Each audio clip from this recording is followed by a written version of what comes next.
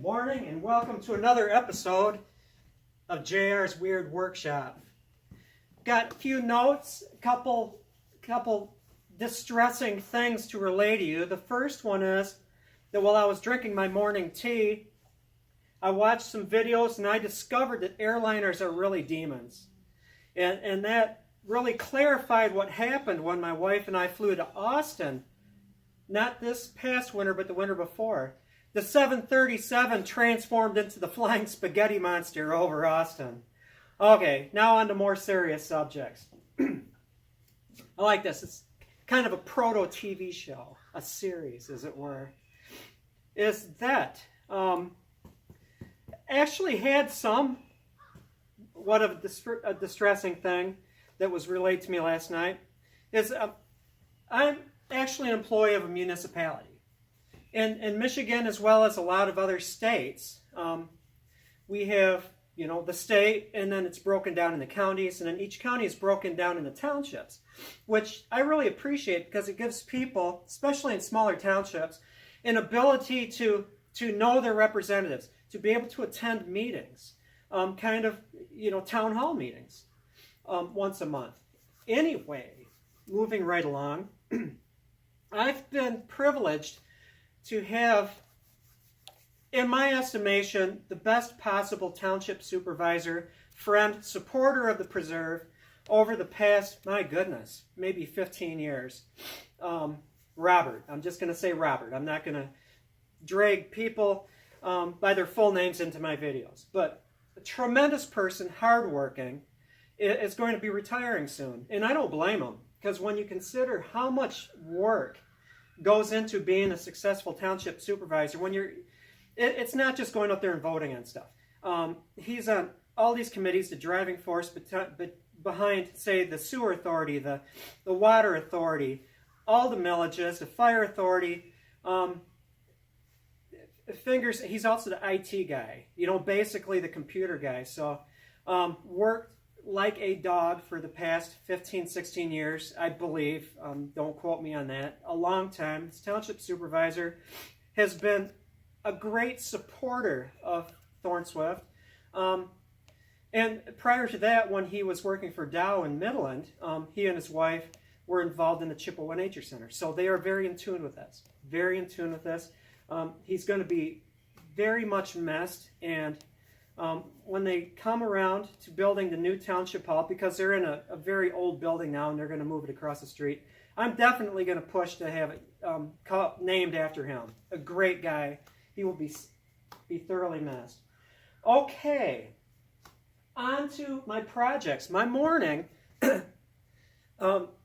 is interesting. My whole day I try to make it interesting because I'm going to be working on my mystery project here, which is unusual and weird, and so I think that a lot of you will be interested in it. I'm not accusing you of being interesting and weird people. And then I will go on to working on my regular job, and then I'll break it into working on standard bows that are basically, cut and dried. I'm not going to take anything away from it, but there's nothing unusual in the construction of them. Working down to a growth ring, getting down to the rough dimensions, tillering, creating a bow. It's very standard stuff. Very standard stuff. However, in my quest to build a crossbow, a lockbow, an arbalist of sorts, I like that, arbalist of sorts, I want to get into trying to make a 300-yard crossbow, like I said yesterday, of course, but there might be a couple steps before it. So what I'm going to do is I have two bows that have been just sitting around collecting dust that will make potential prods for long-range crossbows, unusual crossbows. And I say unusual because they're going to be large. The first one is, you may have seen the video on this. This is a red oak paddle bow, not my standard paddle bow, but one of the narrower ones, with a thick layer of sinew on it. And as you can see, very heavily recurved. Now the problem is, with this design, this is not a good design for my paddle bows. Having this much recurve with these narrow tips is that they are unstable. And I don't mean unstable in a way that they think that airliners are demons, but unstable in a way that when you're shooting them, if that string slides off that edge, it's going to flip. Unstable as far as bows goes means that you don't just string them and shoot them. You don't need to worry about what happens. This design with these skinny, pointy tips, heavily recurved, unstable. So what I have to do is I have to shorten this thing. Now keep in mind that whenever you shorten a bow, you're going to make it heavier. This is already a heavy bow. This thing, I pulled back 75 pounds, so at this length, 66 inches tip to tip, this is a heavy bow. If I wind up shortening it, I'm just guessing here, 8 to 10 inches, and you take that little factor that for every inch you knock off, you're going to be adding a certain amount of draw weight. This thing is going to be ridiculously heavy. Definitely too heavy for me. So what I'm going to have is this thing, this oak, red oak, sinew-backed beast that is too heavy for me to use for a bow. I could pull it back, maybe 8 inches, but an 8-inch draw length for a bow is not good. It's not worth it, because a heavy bow at 8 inches of draw is going to underperform a 40-pound bow, at 29 inches. It's just a fact of reality. So why have that heavy bow? Go with a lighter bow with a longer draw length. So this is going to be shortened and turned into a crossbow prod. The handle is rounded, but big deal. I can just flatten it off so it'll fit onto the tiller. And so this is number one. This is not going to be my first try. This is going to be on deck. I think you may be amused at the bow that I'm going to use for my crossbow attempt for the 300-yarder. And the nice thing is I don't need to shorten it. I don't need to reshape it. I don't need to modify it, so it will still be a longbow. This is white ash, and you can see,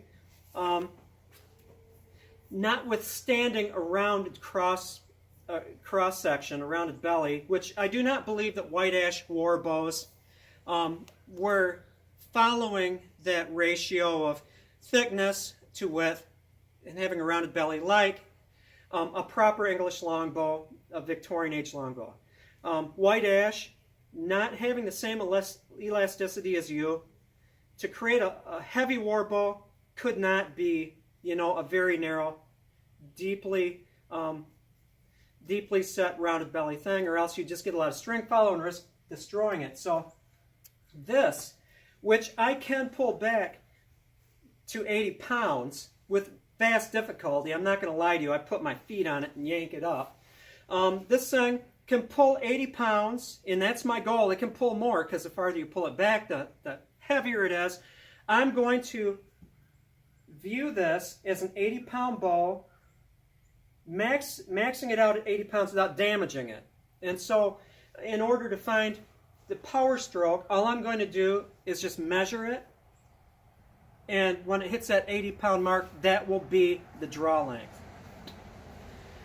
If I was to shoot this bow, this is very long, this is taller than I am, heavy limbs, big heavy bow, physically heavy. If I was to shoot this at a 28-inch draw length, this bow, probably at 28 inches, playing with the numbers, probably about just shy of 70 pounds, would underperform 45, 50-pound bow drawn to 28 inches, just because the mass of the limbs. You might say that it's able to throw a heavier arrow, but still the performance isn't there, because a bow this big, this physically heavy, needs to have a long draw length, a very long draw length to be efficient. And that's where I can cheat it with my crossbow. And it's simply, all I need to do is make a tiller after measuring how far this distance is, and I'll have a crossbow. Actually, this looks kind of large, but it's not obnoxiously large. I think it looks kind of cool.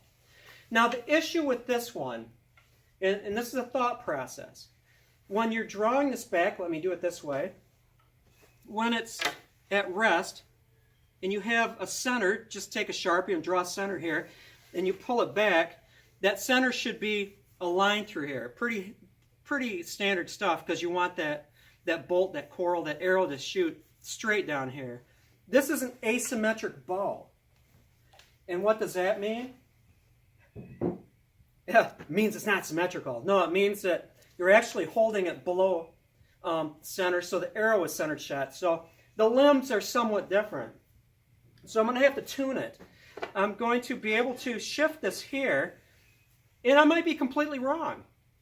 But I'm going to mark a center on here, and then pull it back, you know, and do my best. And a little dry firing maybe here, just so it centers up.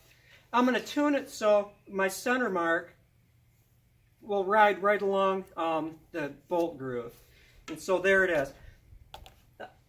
Oh, sorry. I'm not so particular that when I'm shooting it, it's going to bother me that maybe this side is a little longer than this side, or the other way around. Doesn't matter. It's all function. And so, my friends, let's think about this. Let's think about a 300-pound crossbow. Let's think about a 300-pound crossbow drawn to a certain length, power stroke. How far does that string have to push that projectile? Now think of a lighter bow, an 80-pound bow, drawn quite a bit further. Haha. When will these things match up? When will this 80-pound bow have the same performance, impart the same amount of energy in joules or foot-pounds to that projectile as that heavier bow drawn shorter? So, is it possible that an 80-pound bow can throw a projectile 300 yards? Whereas I think you'd be hard-pressed to get a medieval arbalist, a steel-prodded thing that's 300 pounds, could throw a projectile that far. It's interesting. On the surface, I'm a guy. Most of you are guys, and you like contraptions. You know, you got the Tim Taylor kind of syndrome where it's, bigger is better. I totally understand it. I totally understand that. And so, in that respect, I think that this is a cool project. I'm going to have one large crossbow here, and this is going to be so cool. And again, you know, I'm feeling it here. I could stretch it out. That's not excessive weight, but it's going to be nice that I'm going to make the tiller out of. Today, I'm going to find a cedar log and turn it into a tiller. I think that with the white cedar, I'm going to have less torque. Haha, that's torque. On my wee paws as I hold this thing, and it's going to be a cool project. Now I better get going. I appreciate your viewership. If you have any questions, comments, or are interested in giant crossbows, please take part in this discussion. Have a good one, and I hope your day is as sunny and as pretty as it is here.